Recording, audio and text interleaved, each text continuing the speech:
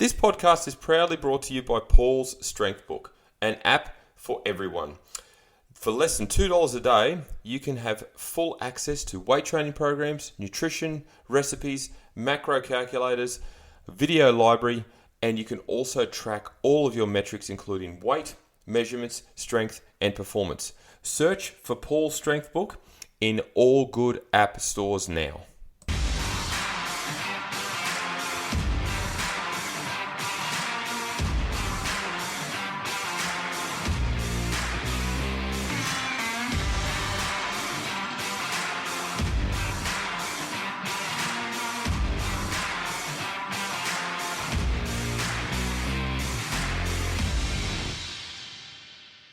Hello and welcome to another edition of the Paul's Body Engineering Podcast. Today I have an amazing guest, probably one of my most favourite guests I've had on since doing this for a number of years now, and that is Dr Eric Helms. Now, anyone who is in the world of bodybuilding, natural bodybuilding, or the world of exercise science and research and coaching would know who Eric is. Tremendous individual, amazing man, and really just a top bloke. But I got him on today because I was fortunate enough to witness him win his WNBF Pro card at the WNBF Australia event 2 weekends ago.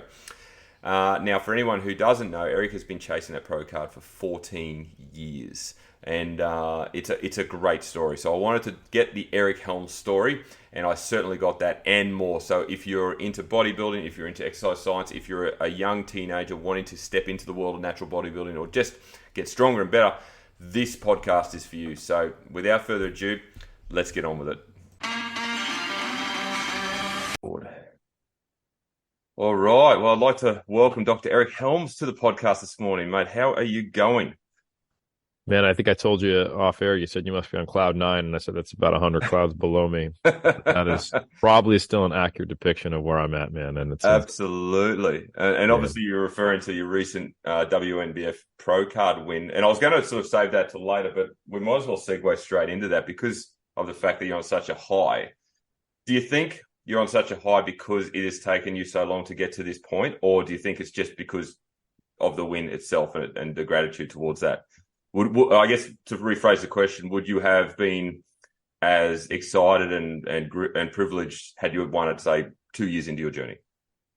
I would say that it's a huge honor, privilege, and accomplishment regardless, but this is kind of like, so like if it's a hot air balloon, it's like how much hot air is in there, and the more times and seasons and thought and efforts and being this close, but yet so far, I think has only made it, I guess, that much more meaningful, Absolutely.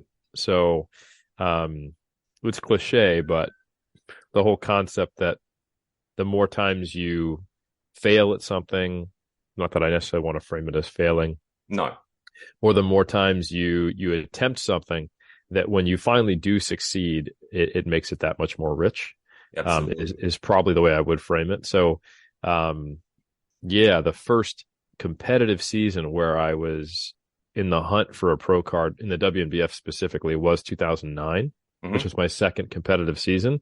Right. So I can actually relate exactly to that specific question you had of what would it have been like in your second year or second season in this case, turning pro. And that would have meant a lot then, because I had just watched Alberto Nunez in his second season. Right. Win every single pro card. So for a little bit of context, we're going way back in the ages to the mid 2000s, right? So I've just moved back to California, gotten out of the Air Force, and I'm taking my first plunge into competitive natural bodybuilding. I do my first show, an INBA show with Alberto Nunez, and then we both do a lot of things wrong as you typically do your first season, and he realized that the big thing is that he was just way too heavy and needed to get leaner. So he decides to compete the very next year. Right. And just get right back into dieting. And he wins 3 different Federation Pro cards, wins the 3 biggest natural bodybuilding shows in California. He wins the INBA Silver and Black, the NGA California, and the INBF Capital City, which is now the Muscle Mayhem. Yep. So he goes PNBA, NGA, WNBF Pro. And I'm his buddy. I'm in the audience. I watch every single one. I'm like, wow, that's awesome.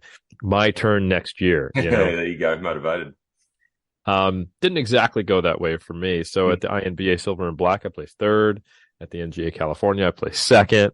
And then in the Cap City, I actually did win the heavyweights and then got into the overall. And then I got to see Moji Alua, who people will be familiar with if they follow the WNBF, as well as Jeff Alberts, battle it out with Moji coming out just 1 point. And I was, probably a distant third or fourth in that overall. Don't even know. So I'm like getting better and better and better, and I'm excited, and I'm seeing, and Jeff and I connect backstage. This is the formation of 3DMJ. 3 weeks later, I'm driving up to Washington, one of the shows that I came back to for the first time in 14 years this year. And boom, I win the light heavyweights, and I'm in the overall again. But this time I'm watching Jeff Alberts and Luke Ellis. And Jeff Alberts this time wins by 1 point against Luke Ellis, who's this massive heavyweight.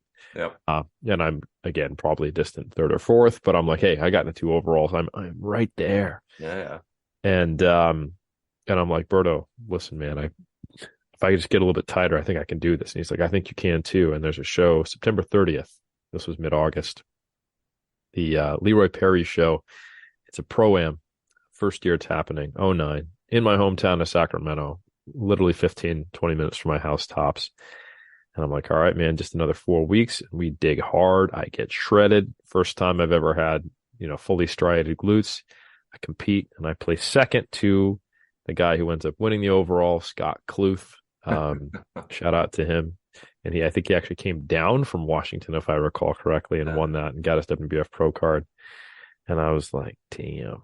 So it's about as close as you can get. I went from third to second to 2 first to second to the overall winner. And that was the first run. So if one of those had gone my way, I would have been ecstatic. That was a very emotional year for me. I had lost my father. It was, I had actually lost an uncle. I had a lot of financial strain, as anybody who's a personal trainer in 2009 can tell you when the financial collapse occurred.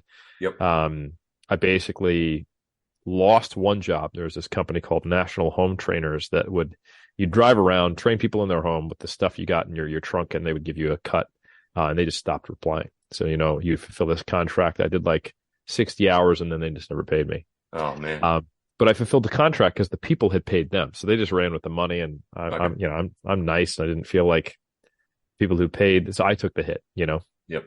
And they basically like tipped me. So I'm making like $10 an hour off those. And then while I eventually did get paid, my studio that I was working at closed down and changed owners. And during that ownership change, there was basically a month period where we were just like, fingers crossed, keep working, managers there, but the owner is a different owner. And we're like, well, let's really hope that the new owner comes in and honors what the work we did. They did. So it was good. But yeah, you can imagine basically not getting paid for 2 months when you're in your mid-20s, early stage, it was very tight. Yeah, I can imagine.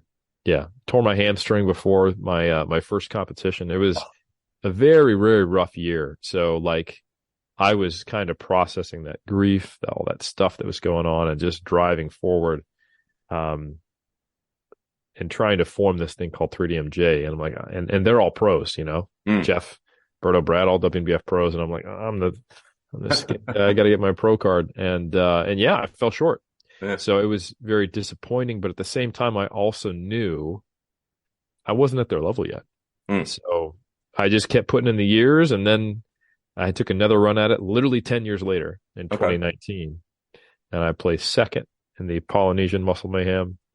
I won the INBF River City, but there wasn't enough for a pro card, and then I placed second in my division in INBF Muscle Mayhem, coming back to that show 10 years later.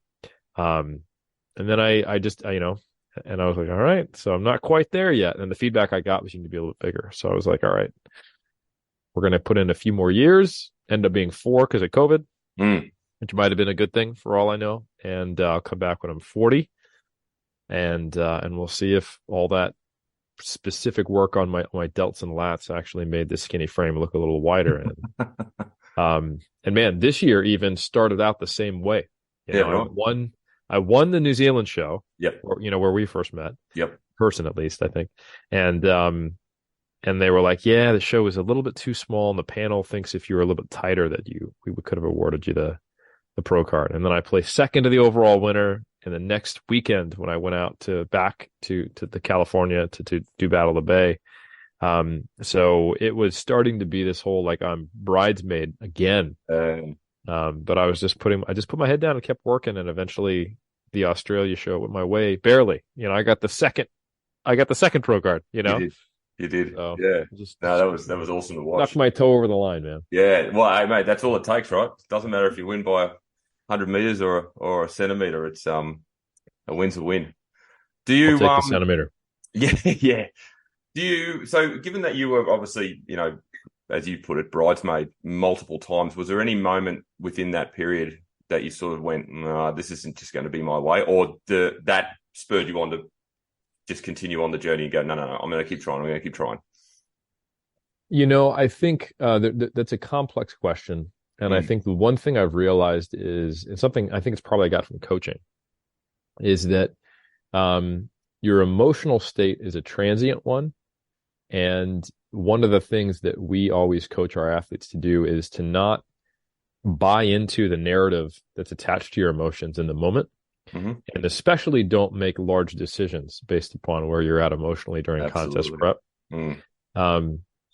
So like for example, the emotions I've felt in the moment when I've had that have ranged from I got robbed without even looking at the pictures yet, right? Okay. To, of course, I'm I'm even surprised I got second.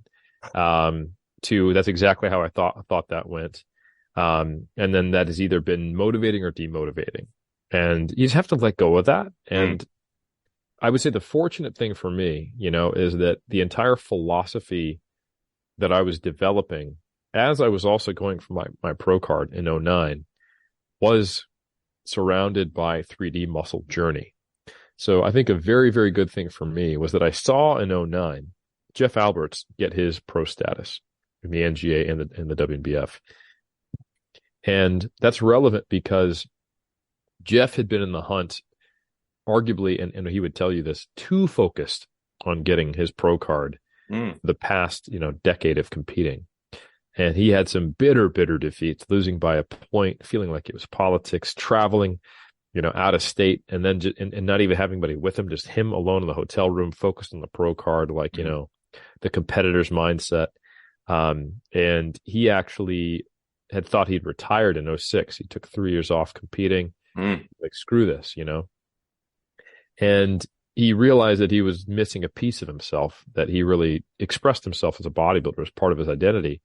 But he committed to coming back, and instead of focusing on the outcome, focusing on the journey and looking at it as a pathway to promote the sport. He started a website and a blog called 3D Muscle Journey.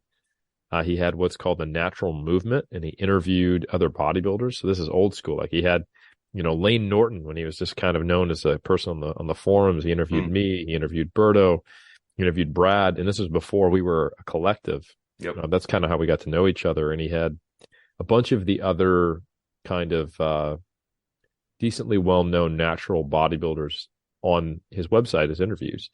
And he was sharing his experience, and he was preaching, balance, moderation, but still dedication, desire, and discipline.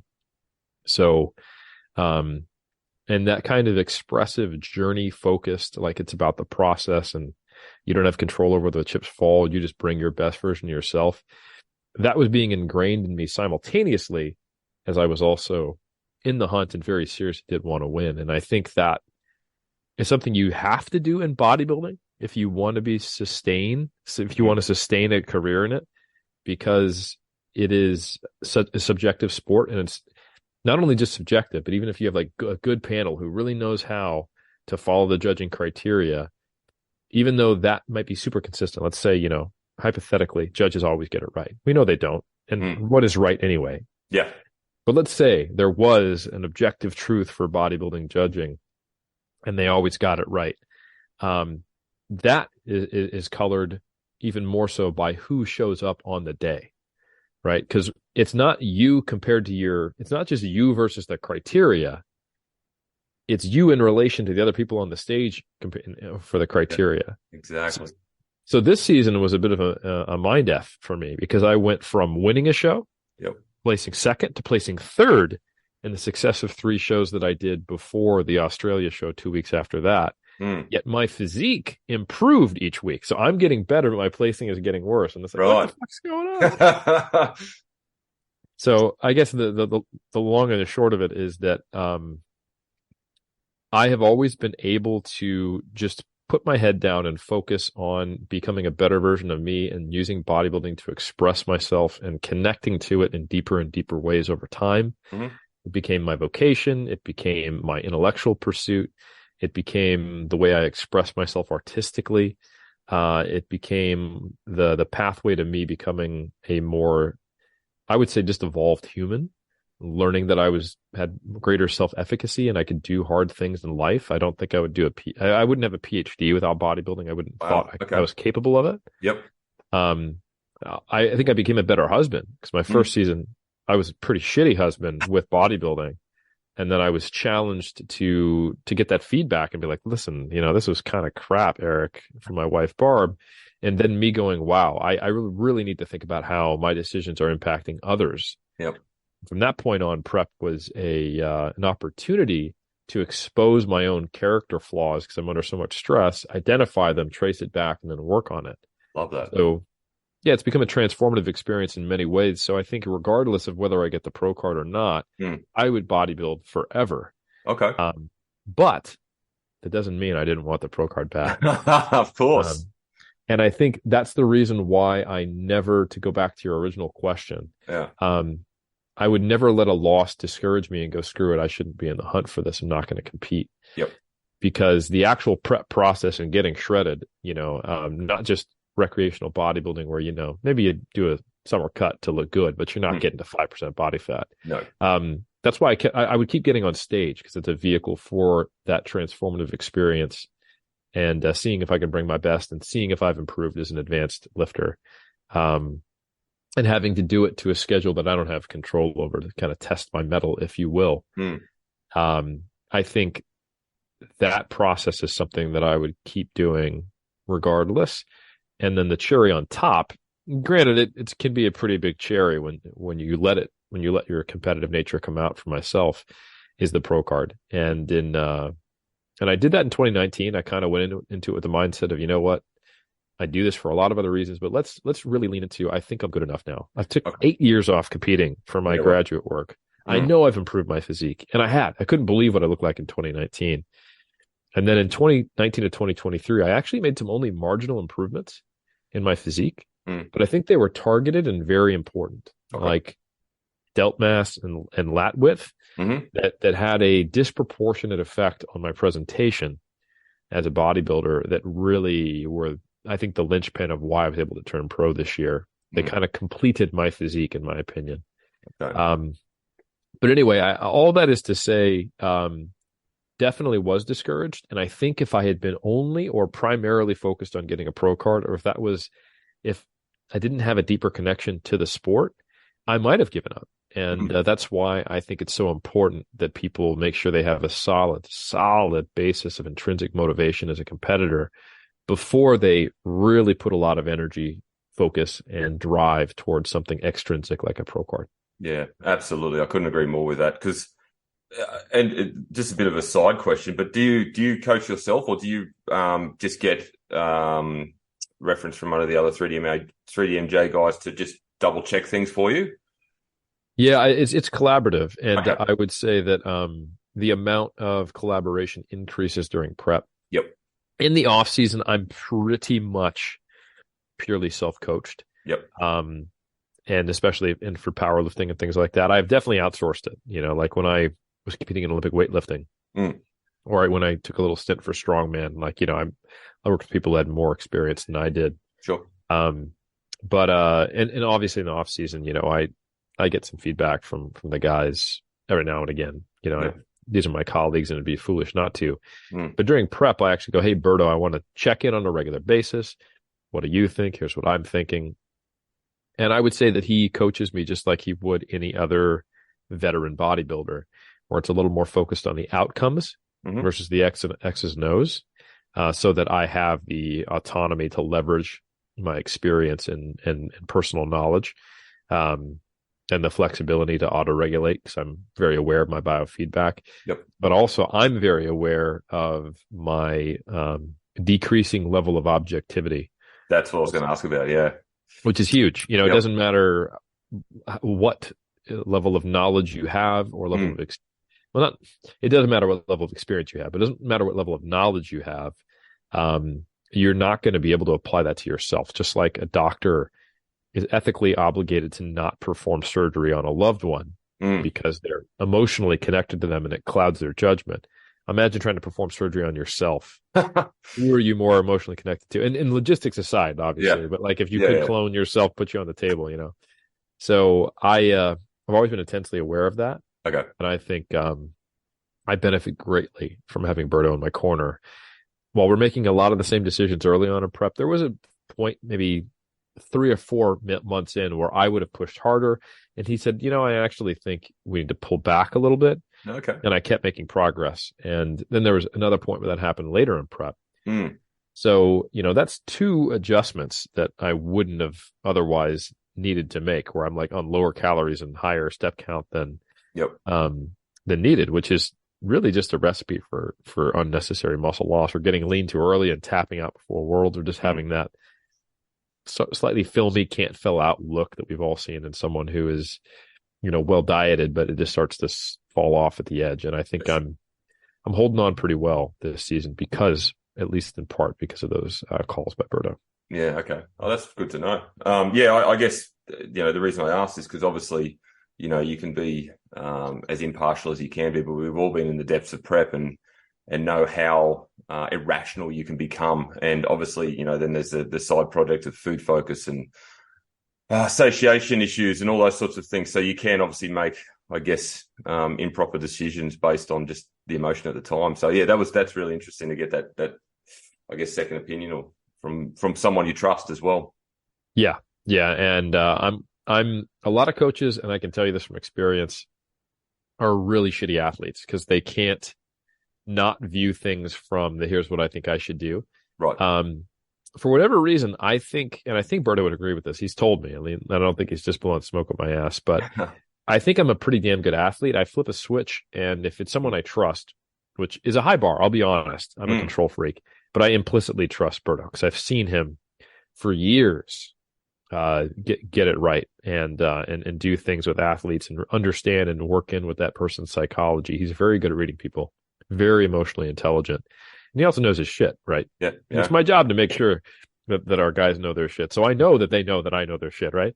So, and he's also not like just telling me what to do. He's like, I don't know, what do you think when he responds to my check-in? So it's the way a coaching relationship should be. He's taking my input as something that influences what he then suggests to me. Yep. And then once we come to a consensus, which we do very quickly, then I'm like, yeah, I'll just do it.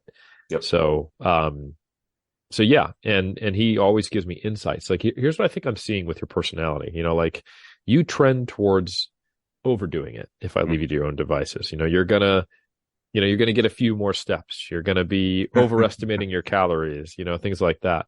So just be aware of that. And this is why. So it's always a good learning experience, and it's a great collaboration. Unreal. So what have you learned about yourself as a person over this, what's it been 16 years now, which is a lifetime for many. Obviously you've learned a lot about you as a bodybuilder and an athlete, but as a person, we're talking obviously a lot more mental resilience because, let's talk black and white. I'm assuming you still have those really tough days where you're dragging your feet and you're feeling quite tired and the emotions can get the better of you and things like that. So through all of that experience, what do you think you've learned the most, having gone back several times now to compete? Yeah, I think the biggest thing is that the more you can minimize those types of days, the easier you can make prep feel. It's counterintuitive for the intermediate and the early stage competitors who feel like, once I've developed my willpower, I can push further to get further. Yep. And like, that's kind of true, but so much of getting into pristine condition is preserving the willpower necessary to do so and pushing only as hard as you need to get there so that it's not coming at a cost. socially, psychologically during the diet or after. And I can tell you that every prep I've done has gotten easier. There was a monumental shift from like '09 to 2011, and then from 2011 to the last two, even more so. So I have had those days, but they are the exception rather than the rule. I am remarkably functional and feel pretty good right now. It's not to say there hasn't been, hard days or digging, but I think with knowing what's coming and knowing what is an appropriate level of digging with experience has been great. I think the other things I've learned about myself are that the level of belief that I have had in my capabilities in bodybuilding are changing, and I think it is to say that certainly I have domains in my life where I have confidence and I have self-belief and I don't put limits on myself.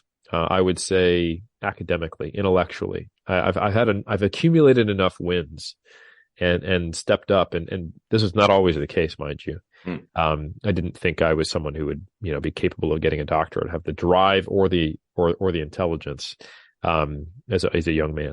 And, that was built over time by overcoming my own, self-doubts or negative self-talk, right?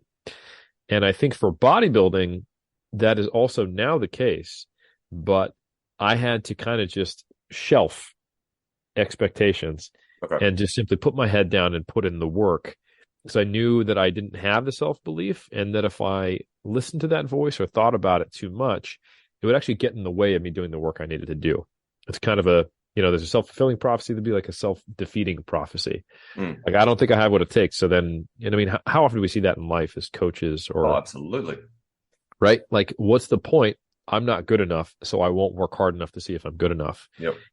And there's whole like arcs of content on the internet where you can find that, like, what's my natural potential? And a lot of the times it's not always, but it's coming from this insecure place of, I think I'm shit, so tell me that I have a lower potential so that I can push towards it, Yeah.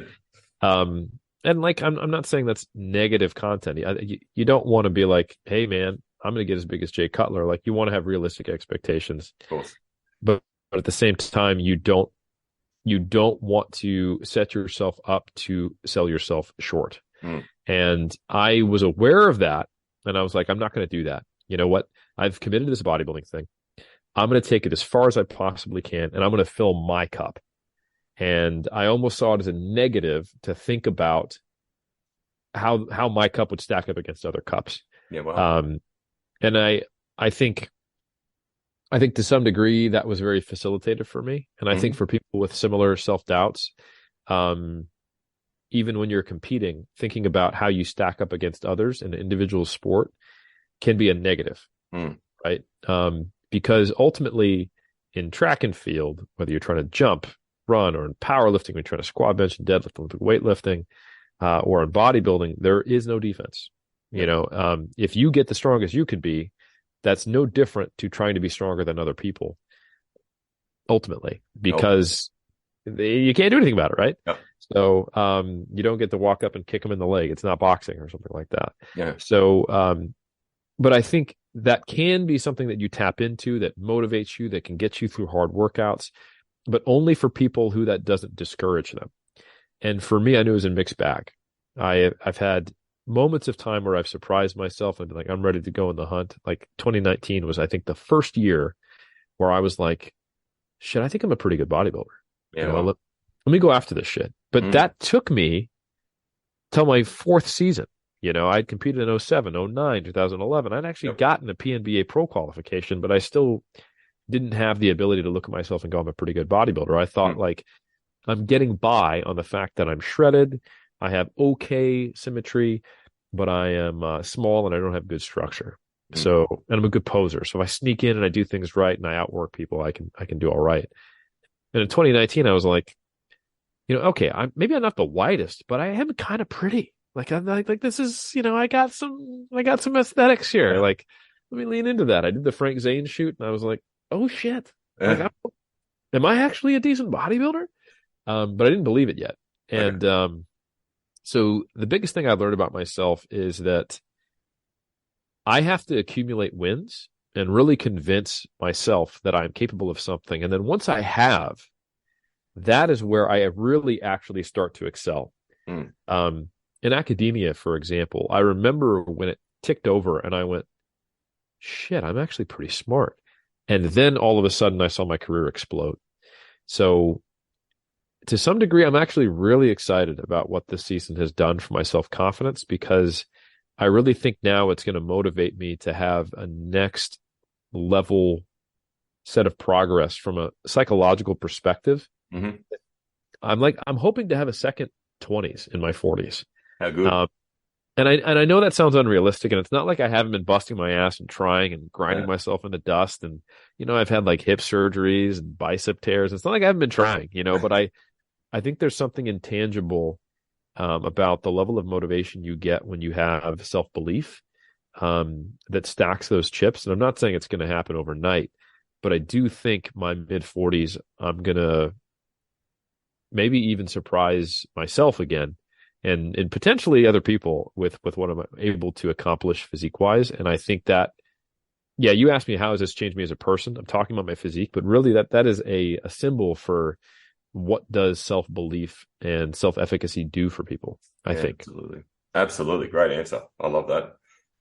So since, you've been obviously 16 years now, which is obviously a long time.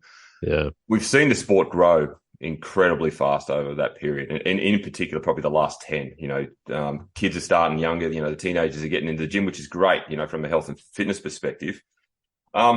What would be your advice for a 16-year-old who's wanting to obviously, I guess the landscape has changed a lot with social media now too, so that there's that presence to consider. But what would be some of the advice you would give to a young up and starter who's getting into the gym, wanting to obviously, for their lack of a better term, get jacked and look good and obviously, impress the girls and all this sort of stuff. But with that in mind, obviously we have a prevalence of PEDs and SARMs and all this sort of stuff sitting on the sideline that can get them to a goal a lot faster too, because we live in that need it now culture. So someone who wants to sort of pursue the natural form without going down that path, what's some advice you would potentially give them?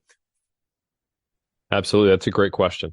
So I think the first thing is that the reason why most people go the enhanced route at that young of an age has more to do with the fact that they don't actually have a strong why.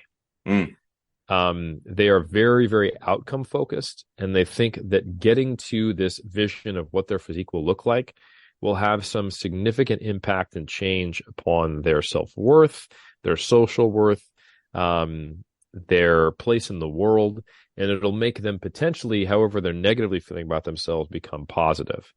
And we know that's simply not true. Yep. When you are doing these things, you might do it starting for one reason, and then something hooks you, and you find the benefits you get aren't what you expected. And it's really hard to explain that to someone who is 16 or even 21, even if I was to talk to myself. But most people who are jumping on, very serious hardcore training and deciding they want to use SARMs right now, if I was to bet money, I'd say 5 years are not going to be lifting anymore. Yeah. Okay. Right. Honestly. So the issue to me is not that people are actually jumping on anabolics at an early age. I mean, that's not great. Don't get me wrong. Sure. But it actually is just compounding the existing issue. It's that they're not getting into fitness for any good reason. It is something that I think is an industry problem. It's a diet culture, quote unquote, problem. Most bodybuilders are not influencers. They can be, but there's a ton of bodybuilders who have crazy physiques compared to influencers, and they barely use social media. Yeah, it's because they have a deep personal connection to the pursuit, and it's a vehicle for self-mastery, right? Whether you are a sushi chef who painstakingly cuts the sashimi in a certain way, or whether you're learning to play the trumpet and you're just trying to get it, amazingly perfected. Those things are vehicles for self-mastery, and bodybuilding can be one of those. And I'm not expecting a 16-year-old to get that or pursue that, but I think what I can say is, regardless of the reason why you want to start getting into fitness now, I can say without a doubt that you're not going to stick with it long enough to get the results you want. Or even if you do get the results, they'll be short-lived because you'll stop unless you find a deeper connection to it. So look inward, figure out who you want to be, why you want to do something, what values you have, and then take an honest look at fitness and see what aspects of the process do you enjoy. Can you appreciate the journey? Can you see value in the training independent of what comes from it? And then on top of that, can you see value in improvement rather than getting to whatever you have on your poster or that saved picture or looking like that other person or looking better than the people around you? So I think you want to have a multi-layered cake of motivation. The base of that is enjoying the process itself. The next level is self-improvement. And I think that's actually important, especially for bodybuilders to hear that the base is the process. Yep. Because improvement can be a tyrannical oppressor where, you might go through the whole process of doing a competitive season and feel like you didn't really improve that much. And all of that effort time is unappreciated. The mental lessons, the emotional lessons, the simple fact of, hey, I tried something, it didn't work, and I'm going to learn from that. It just feels like a failure. Yep. So for example, in 2011, I actually think my physique was a little bit better in 2009. I mean, there are some ways you could argue that I improved in some ways, but I degraded in others. But I lost some size on my upper body, and I wasn't as lean as I was in 2009. I improved my posing, and I brought some other things up, and I performed better on stage, which was kind of a saving grace. But I'm really glad that was my third season when I saw that, because I went, okay, back to the drawing board for my upper body. I was doing something right back then. What was it? And how do I bring these two things together? And that lesson is inconsequential to this conversation. But if you think you have a good intrinsic motivation, it's always like, oh, I'm just trying to beat me. It's me versus me. That's great. But when you don't beat you, which sometimes happen and will inevitably happen if you get to say your 60s or 50s or, Father Time wins inevitably always. Even if you're still winning at 52 like Jeff Alberts, but maybe you're 62 and your name is not Marshall Johnson and you're not winning. You're not beating your prior self. What's going to keep you in the game? And the last thing you want to do is stop lifting in your 60s. That's like the exact negative thing to have like the life that we want and, fall prevention and anti-aging and all that stuff. So how do you focus on enjoying the process or being the best version of yourself that you can be today? You have to have some mental gymnastics there, but the base of that cake needs to be about a love for the act.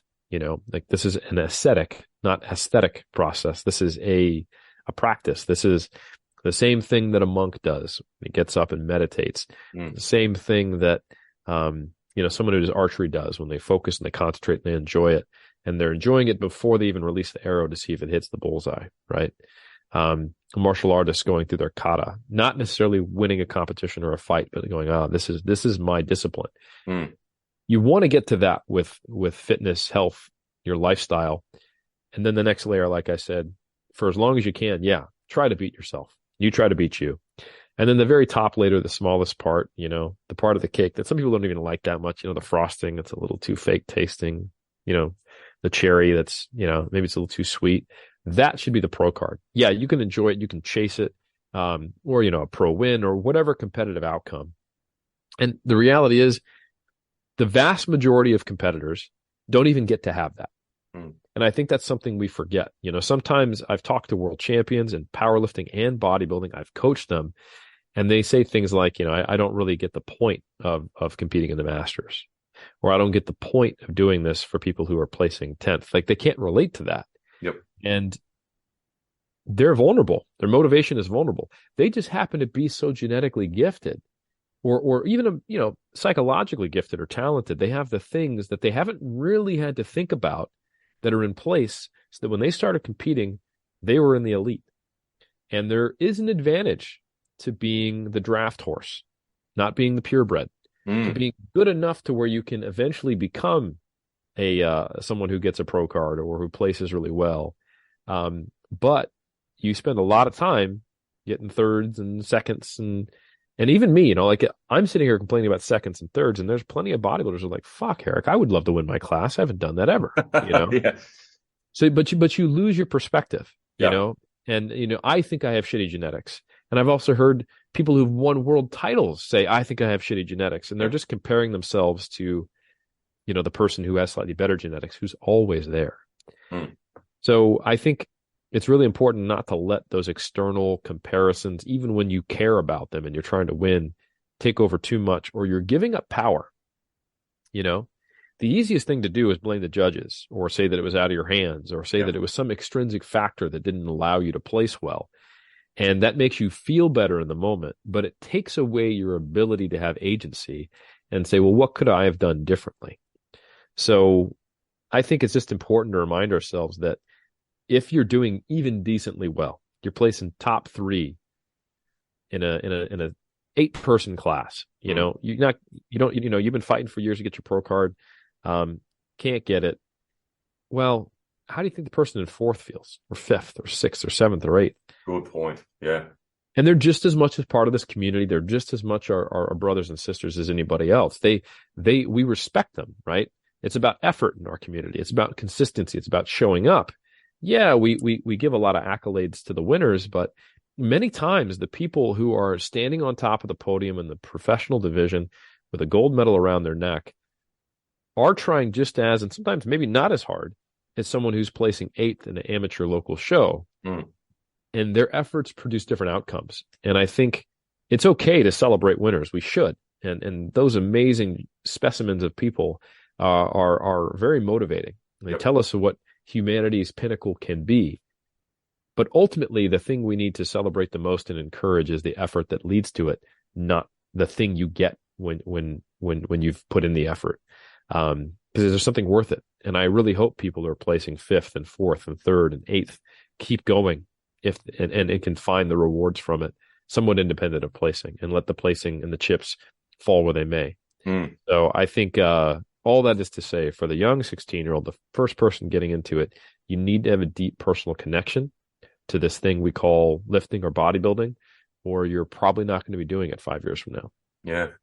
Great point. Great point. You actually described a lot of my bodybuilding career. I started in 14 and did exactly just that. I barely placed. In fact, I probably didn't place, if I remember correctly, in the multiple feds I did. Came back 16, made some top 5s, came back 17, got some top 3s, and then 19, I jagged 2 pro cards. So it wasn't from lack of trying, and it certainly didn't, diminish my ability to want more.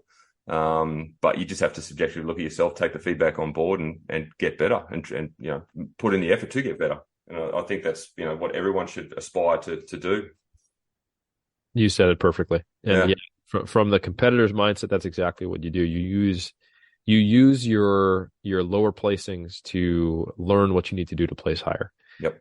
My very, very first season, I did 2 INBA shows. Sorry, I did an INBA show and an NPC show, which is an untested show. Yep. And the reason why I did the NPC show was because of the lesson I learned in the INBA show. So I did the novice class, and I said, you know what, I'll jump in the open too. Why not? INBA allows that. Should they? I don't know. INBA likes to collect money from a billion crossovers. So I did the novice tall, and there was 3 of us, and we were all definitely novices. Yep. But the other 2 gentlemen were younger than me.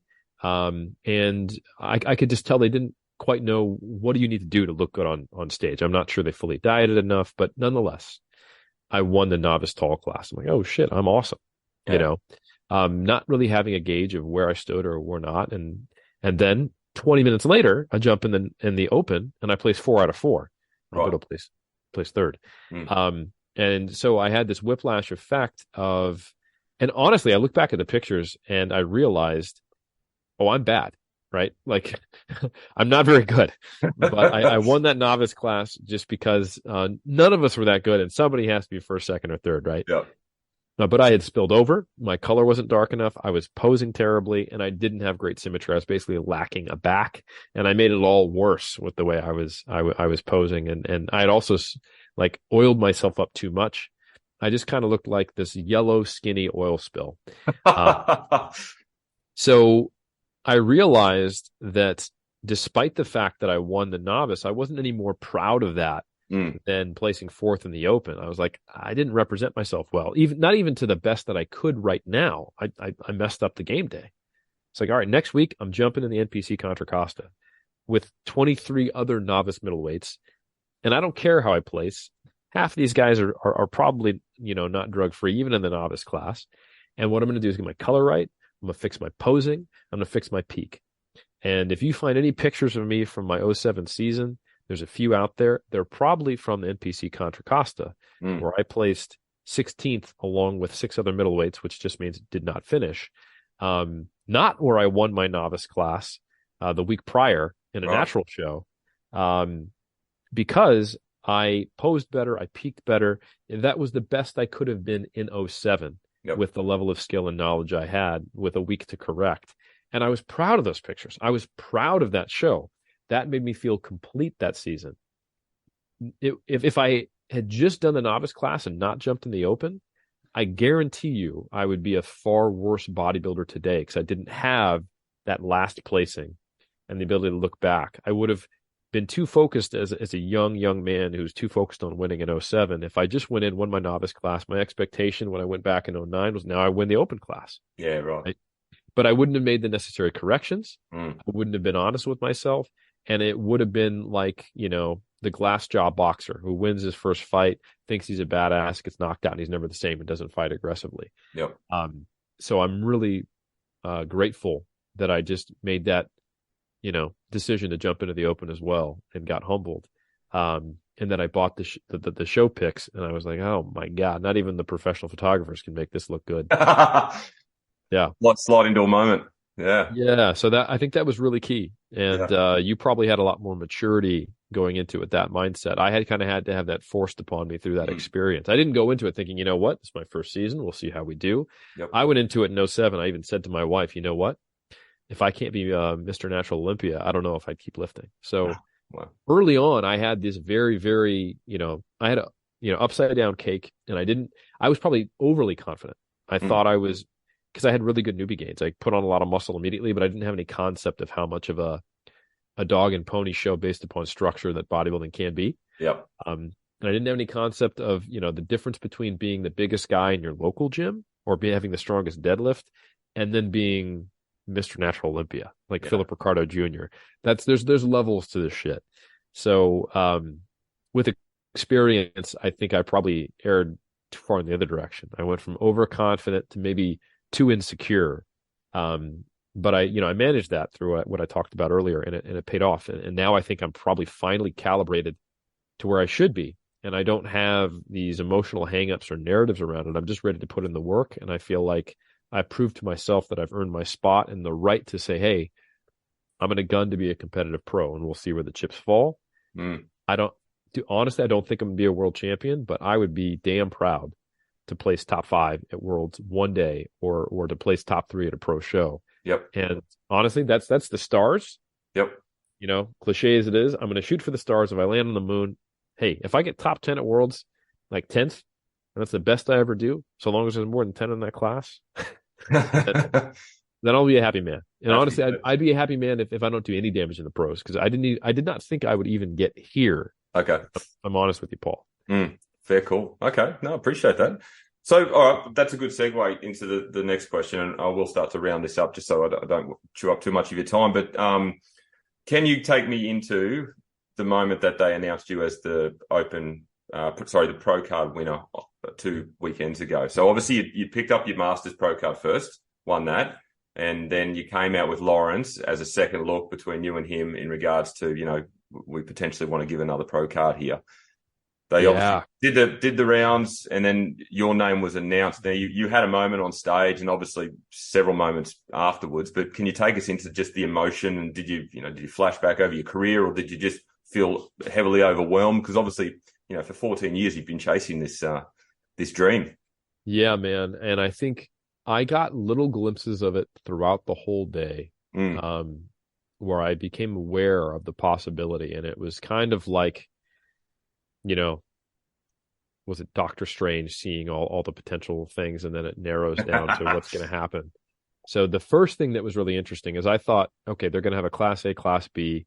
They've got it's a big bodybuilding class. It's double digits, but it's not like 20 where we're Yep. going to have middles, lights, and heavies. And I thought for sure I'm 6 foot. I'm probably going to weigh in around 80 kilos. I'll be in the heavies, right? Didn't know how many units were showing up to the show. So there was 10 in the open bodybuilding, and basically the way it shook out, if they wanted 5 and 5, which I think was a good decision on their part, was that the cutoff was basically right between me and Lawrence. It was like Right. 80 kilos and under, 80 kilos and heavier, and I weighed in a shirt and I was 81 something, so they put me down as 80, and I think Lawrence weighed in at like 82. Okay. So in actuality, if we had both weighed in trunks, I think there probably would have been less than a kilogram difference between us. Okay. Right. But we ended up being the split. So when I saw the thing come out and I was in the lightweights, or I guess class A, because it's not appropriate to call it lightweight, we only split it in two. I was like, is this a mistake? Did you guys think I was someone else? And they were like, no, you're the cutoff, And I was like, oh, that's weird. Like, I'm going to be against these short guys, and there's some insecurity right there, because another competitor, a more secure in their physique competitor, would be like, sick, I'm top of the lightweights, I'm going to outmuscle these fools, And as my peak started to go, and as I saw myself, and it went really well, I was peaked out of my mind. Berto landed the plane. I was pumping up, looking in the mirror, and I said to Alex Thomas, who I was staying with, great guy, he was I know him well. Yeah.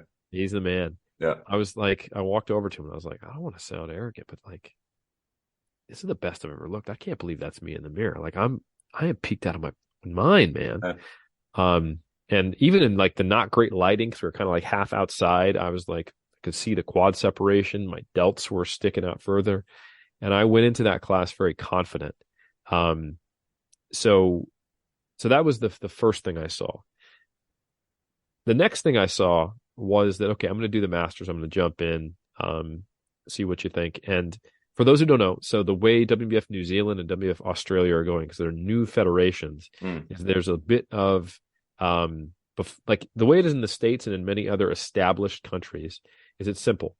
If you have 8 in the open bodybuilding class, you can get a pro card in that class. If there's more than 8, you can potentially have multiple class winners do it. Or sometimes it's like the second person overall. Yep. And in New Zealand, because the show was quite small, what they had was an external panel to decide pro status. So I actually won that show. Yep. But the external panel said, this wasn't enough competitors and you're not quite in peak condition. Okay. Fair call, right? So there is some subjectivity. We're not doing that again next year. Next year, the judging panel themselves makes the decision. And then if there's enough in the class, it's a lot more clear cut, which I really think is the way you should do it. It's kind of hard to judge over a live stream. Sure. But anyway, like I judged at that show last year. I agreed to those rules then, and I agreed to them as a competitor. I completely accept the decision, and all's well that ends well, despite the potential issues with that system. So at Australia, similar system, but larger judging panel, bigger show. They had a lot of experienced people involved. WNBF head of Taiwan, as well as WNBF head of New Zealand, Simon Collins, were on the judging panel. Multiple experienced judges from ICN, coaches, Joey Cantlin, a lot of good people. Nicole Hitchcock, she's a WNBF pro. A lot of good people on the panel. So they had the panel themselves got to make any subjective calls around that. And what they'd established a priori beforehand is, hey, if we have more than 8 in the bodybuilding, then the judges have the opportunity to award a second pro card, so long as there's 9 or more. Yep. So the other thing I saw is, okay, we got 10. So they could decide to give a second pro card. So that's exciting. But it's going to be a subjective call, right? So the Masters win was just me and 3 other guys. Now, I don't want to, it's not just because it was a small class doesn't mean it wasn't competitive. Arash, the guy who placed second to me, he got moved to the center. It's a tight battle. He's actually an ANBA and a PNBA pro, and he's done quite well as a pro. And he was diced. He might have been even a little bit leaner than me, but certainly we carry it in different spots. But I was like, God damn, this guy is looking really good. And he gave me an absolutely tough fight, not only in the Masters, but also in the lightweights. And in the Masters, here was the next little piece of information that kind of narrowed that funnel. I won, but we didn't have 5. That's the requirement in the Masters to get a pro card. Typically, we had 3. But the judges, having that capability of making the call, said, you're worthy of a Masters pro card. And I was like, oh, shit. And I had an emotional moment then, because I realized they were saying, you are pro quality, or at Yeah. least master's pro quality. And, the little voice in me got saying, oh, those aren't quite the same. But I knew I had already had the judges panel saying, you have a pro quality physique. And I won the class. I was like, okay, so this is a different decision than I got back in September when they said, you're not quite there. This is saying you are there. So I was like, okay, this is a good sign. And the branches of reality are starting to narrow. Schrodinger's pro cards are becoming more likely. Right. Yeah. Right. So then I went into the lights and I see, okay, Arash is there again. I know I can beat him. Alex Connor is a very good competitor. We'll see how this shakes out. And that ended up being the top 3, and I came out on top. And I was like, oh my God. So at that moment, when they put the medal around my neck, just winning my class, I was already starting to lose it emotionally a little bit because I knew the possibility was there. And I could tell, fuck, this is going to be an emotional day no matter what happens, Right. So now I've won my class, I've won the Masters, and I know I'm going to be going in the overall, and I know I'm going up against Muhammad. And he's been crushing it all season. And I knew this was going to be a battle of conditioning versus muscularity. Yep. I didn't think I was going to come out on top. And deservedly, I did not. But I also knew that, and they kept saying it, the MC said, there's a shot at a second pro card here. And I was like, man, like, even if he beats me, I've got a really good chance. And what ended up happening is they basically needed to figure out who was the second best overall. So at the time point when Muhammad deservedly beat me, for those who weren't there or not sure the rules or listening, they then needed to figure out, okay, well, we got these 2 guys who placed second to Muhammad. Which one's actually second best? Lawrence did it in the class. Yep. I did it in the overall. So Lawrence gets brought back out and we get compared. And they're specifically saying this is to figure out who is second and third overall with the potential shot at the pro card. And I'm thinking, they already told me I'm pro worthy. Yeah. So obviously, if Lawrence beats me, he's getting the second open pro card. And if I beat him, I'm probably getting a pro card.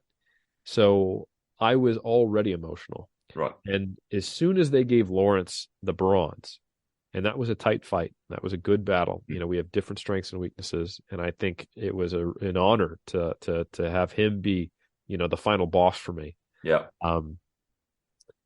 I was like, I was like, oh my God, it's about to happen. And I was like, you don't know that. Maybe you're not good enough for an open pro card. Maybe they're going to say, and we don't think you're the ones you're worthy.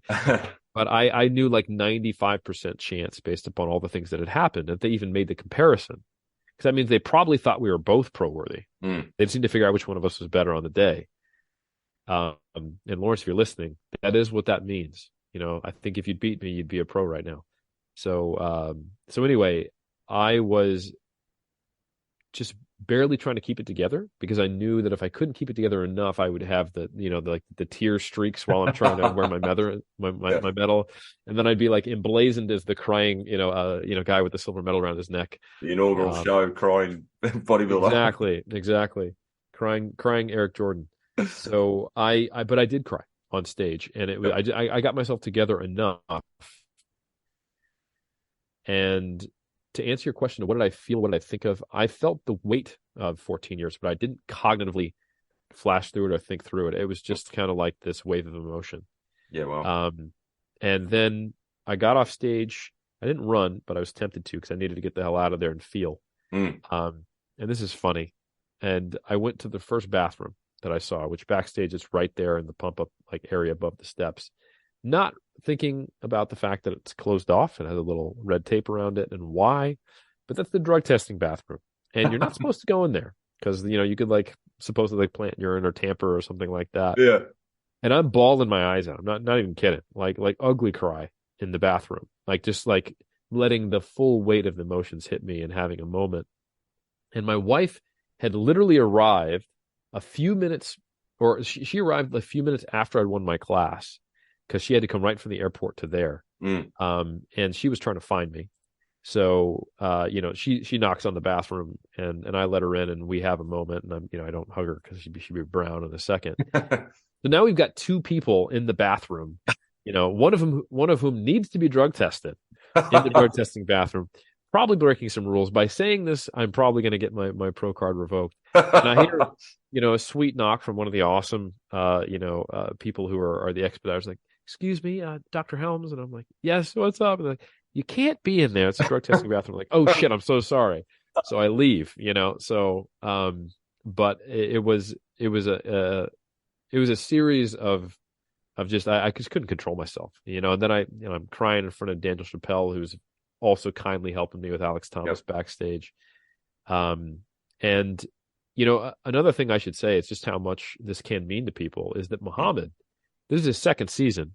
He's 41, but he's put a lot into, like, he's been dieting, I want to say, since January or December, and I will be dieting for 41 weeks once Worlds is done. Yep. So even if it is just your second season, you haven't put in 14 years. When he beat me, he collapsed onto his knees and he had a moment. Like, that's the norm. This is a big deal, Yeah. So yeah, it's not like I'm competing at who was it a bigger deal for, who cried more, but a lot goes into it. And if you listen to Lawrence talk about it, and he's been very candid on Bodybuilding Down Under as well as the General Muscle podcast. Great guy. Yeah, great guy. He talked about emotions that I have literally felt almost identically of what it's like to be just that close. Yeah. And he's had a couple of just that close moments, both in the ICN and now in the WNBF this season.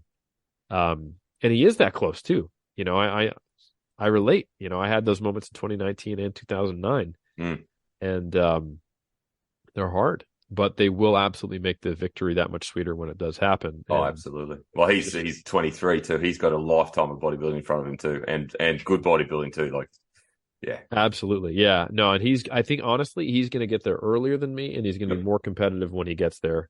And Lawrence, if you're listening, when you do need to have your moment and break down and cry, just try to avoid the drug testing bathroom. Oh, that's awesome. That's a good story to tell. Mate, it has been an absolute pleasure. We crossed paths back in, I think I mentioned this in New Zealand back in 2018 at the UEBC. Very briefly. Yes, you obviously presented with Lane and Mike and Brett and James, and it was just a panel of everybody. And I must admit, I walked away from that long weekend and it fundamentally changed my career. I learned so much in those 3 days compared to the previous couple of years. So I've been obviously following your journey ever since then. So I had to come up and say hello at New Zealand and shake your hand and say good day, and obviously competed that day. So that was really cool. But yeah, you looked a little different on that day than UEBC, I bet. A little maybe more red, shredded, small face. Maybe you're wearing glasses. You weren't on stage. By the way, very impressed with your conditioning, man. You look fantastic on stage. Well, I have Brandon Kemp to thank for that. He obviously coached me to that point. But I can assimilate a lot to your story because I've always been the guy with not the greatest genetics. I've always been lean, never big. I've placed second and third that many times through 41 shows. I can attest to a lot of that. And then finally I had my opportunity in 2019 to win a couple. So never from lack of trying, just you just got to keep trying to improve, which is I guess the beauty about this sport, right? That's why we keep coming back. 100%, man. So what's next on the cards for you? When are you next competing? Oh, look, I've told everyone I retired after New Zealand. That was my last show. And look, I'll never say never because I'm 45. I'll never say never, but I've ticked every box. I've won 2 pro cards. I've competed in a pro show. I traveled overseas to compete. So they were the majority of the goals that I wanted to do. But I'll never say never. I always think of myself as a better coach than an athlete. I always have. And, I love taking athletes to stage. I get more emotionally invested in that than probably competing at this point. But my wife keeps telling me, no, you'll get back. You'll be back. So we'll see.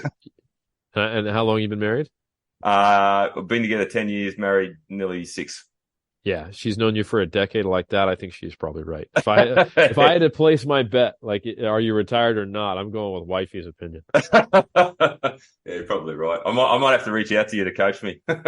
Oh, dude, it'd be an honor and a privilege, man. Yeah. So look, just to finish up, I always ask every guest on my podcast the same question to finish up, just a bit of a personality thing, and that is, who would you invite over to dinner? So if you could have anybody, could be alive, passed away, fiction, non-fiction, male, female, who would you like to invite over the dinner to have a good meal and a good conversation with? To be honest, and this maybe is just my my nostalgia and my slight isolation speaking, but it would be my whole family, extended family that I have. I live in New Zealand, and my family's very, very small. Yep. So my father, like I mentioned, passed away in '09. I have no siblings. And my mom is out here. So my immediate family is literally just our alive cat, Bucky. Unfortunately, Milo passed away earlier this year, but it's Bucky, my wife, Barb, and my mom. So I get to see them, but I grew up with an uncle and an aunt and a couple of cousins, and they're in California, and I don't get to see them nearly as often as I'd like living in New Zealand. Right. And with just how much gratitude I have and how they've been supportive of me and my journey all the way going back to '07, even when I was a little more dysfunctional with it, I would just love to be able to snap my fingers and have all of them in the same place, because typically, it's expensive to come to New Zealand, it's expensive to go to California. So it's only me there for a little bit hopping around, or, fitting in between each other's lives. And I'd love to just be able to snap my fingers and spend some time with them all because of how emotional I've been this year. So, yeah, I'm turning down opportunities to sit with, Martin Luther King and Einstein and Gandhi, but right now, what's present with me is I would just love to see those people. Fantastic. Great answer, mate. Great answer. Well, look, I'll finish up there. Thank you so much for your time today. I really do appreciate it. Best of luck with Worlds, which is obviously on next weekend. I'll be tuning in with great interest because I know quite a few people, obviously yourself and Lawrence being two of many that are competing. And Yes, sir. I'm keen to see how everyone goes, and I wish you the best of luck, and I hope you're having a wonderful experience. And I'm assuming 2, 3, 4 years time, you'll probably be going around again at some stage, yeah? Yeah, it really just depends on what the WNBF rulings are looking like for how often you have to compete as a pro. Okay. And at the earliest, it'll be 2025 with me getting back on stage. And I'd prefer a little longer because I just know it'll take some time for me to really make the progress I need to, but I'm also going to be laser focused. How good. People will find out that this guy who's been competing in strength sport and bodybuilding simultaneously since the very beginning. Yep. And even in the same season, I did a powerlifting meet this year. He's going to go monogamous, and he's going to put a ring on bodybuilding. So I'm sure that's going to break the hearts of some of my fellow all-around physical culturists. But, I'm just so much better at bodybuilding than I am at strength sport. So there you go. Yeah. I want to see how far I can take it. Absolutely, mate. Ceiling's the limit. I love it. That's awesome. Oh, thank you once again, Eric. I really do appreciate your time, mate. There's been a really good insight. And, I was thinking when I approached you about coming on here, you obviously do a lot of podcasts and primarily talk about, your evidence-based coaching and science and research and everything like that. And I wanted to get the Eric Helms story. So I think we've covered the majority of that, particularly around bodybuilding. So it's been a really great insight. So I do appreciate it. Paul, you honor me, and I appreciate the opportunity to talk about it. And when this comes out, definitely hit me up if you want to do a collaborative post or whatever. I'd be more than happy to share it. I appreciate that, mate. Thank you so much.